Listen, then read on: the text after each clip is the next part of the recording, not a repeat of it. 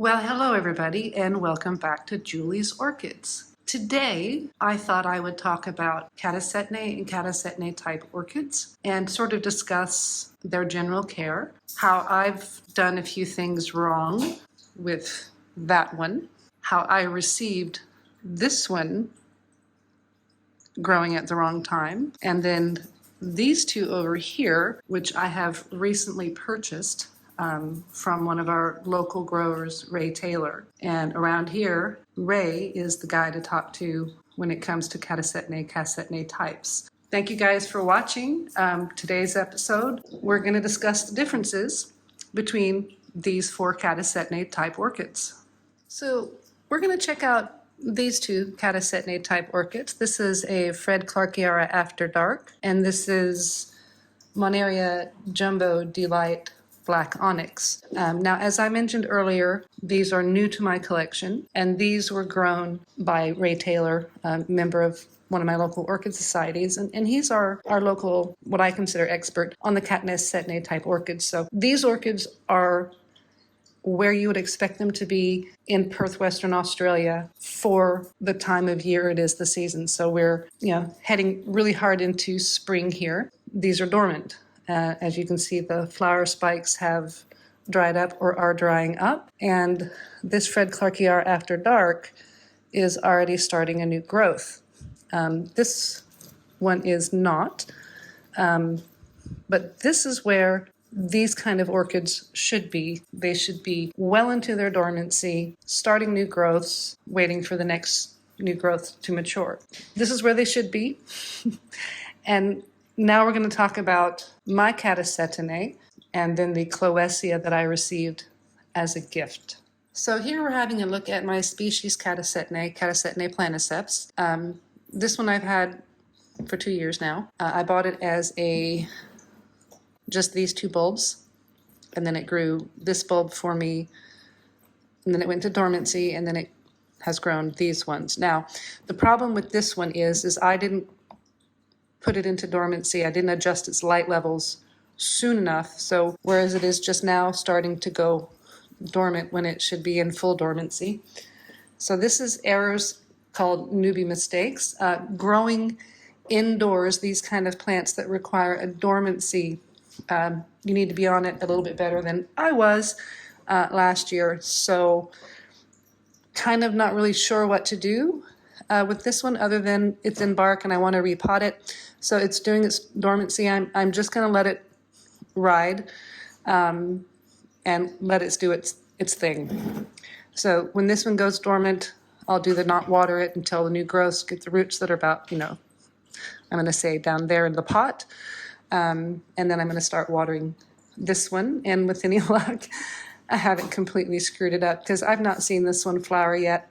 It should be a flowering size division that I got, but it was just, the two bulbs, and I grew this one and these two this year.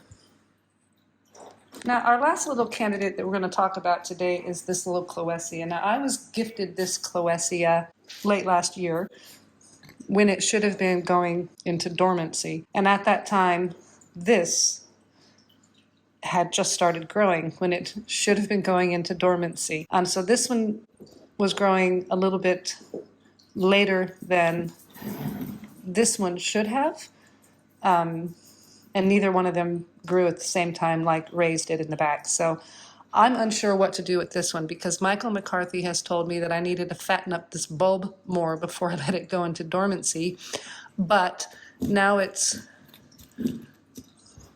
producing another little growth here. So I'm inclined with this one to just completely skip its dormancy for this year, full stop, and just continue watering and fattening up this one. Now the plan with the new roots that are coming from here is that because I do have, the semi-hydro set up with the drainage holes in the bottom, what I can do when the new growth roots on this one start growing is just basically bottom feed this one. So stick it in water and just let the water soak up a bit as it will. And then the bottom roots of the existing one here hopefully will still fatten this up a bit more and get it going.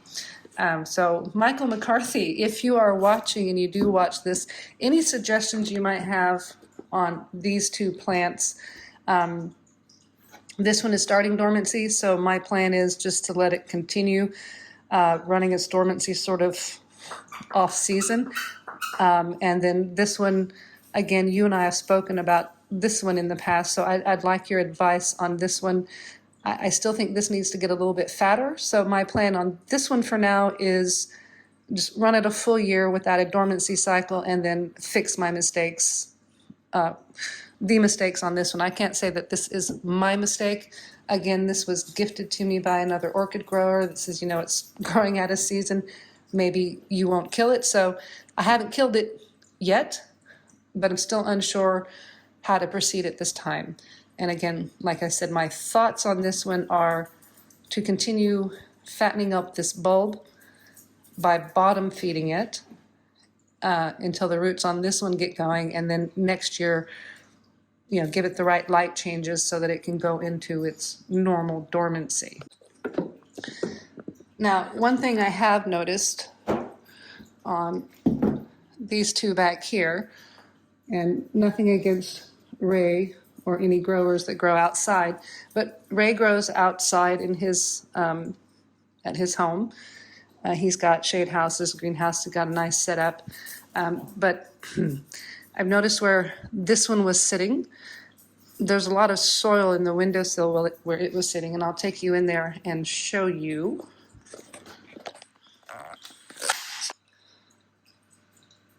So yeah, this one, you know, they keep the Catasetinae in the office here.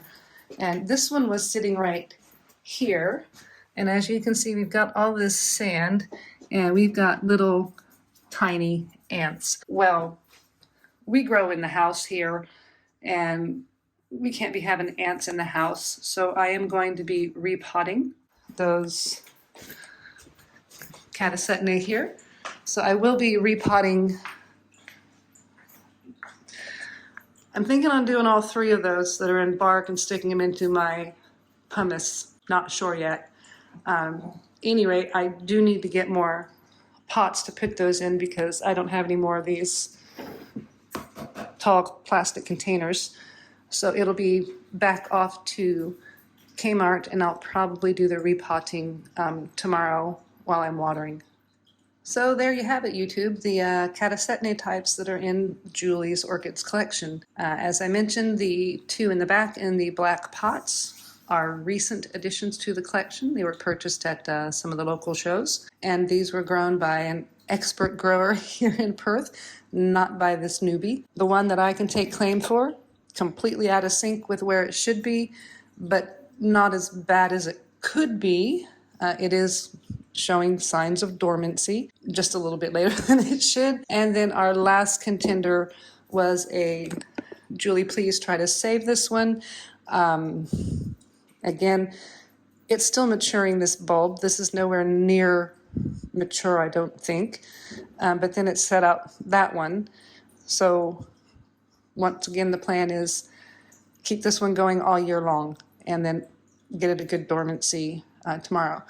So what can Julie's Orchids do to remind Julie to make small changes in the lighting of these plants? Well, first of all, the first change I made is I've moved them to the office where they are getting almost all of their light from the window. So it's going to now naturally have that change in sunlight durations, which should hopefully next season get them growing on track to where they're supposed to grow. I'm planning on, when I repot the three, on making a special colored tag to clue myself in to do the light changes with them, or at least to start monitoring them, because I'm going to leave them in the office. And ideally, all of these plants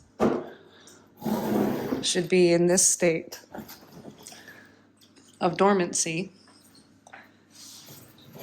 and even possibly new growth starting. So we'll come back to the Catasetinae types as these two here get bigger. I may or may not film the repotting on these. Still need to get to Kmart. So that's the update on Catasetinae types in Julie's Orchids collection. We can see two newbie mistakes. This one was a save me coming into new growth when it should have been starting dormancy. This one is my goof up, where it went into dormancy quite late and then came back to growth quite late, and then again is now still on that bad schedule. And then these two, which have been grown by expert growers. Figured out my mistakes that I've made with these two. These are the few plants in my collection that get 100% of their light from the sun. So my Catasetinae types and my terrestrial native Australian orchids are the only ones in my collection that get all of their light from the sun. And these are all the ones that require a dormancy period. So Julie's learning here. Very difficult when 100% of your collection has been grown under lights to remember that some plants need a decrease in light length to force them into a dormancy so that they grow correctly. Catasetinae types are some of them. So that's our discussion on Catasetinaes, the new ones, how they should be looking at this stage of growth within the year and the seasonal changes here in Perth, and how I've not done right by this one, and how this one was given to me really off kilter as well too. We'll do a follow-up on all of these as things mature and progress, and I thank you guys for watching. If you liked the video, please give me a thumbs up. A subscribe would be great, and everyone have a fabulous day. Thank you again for watching.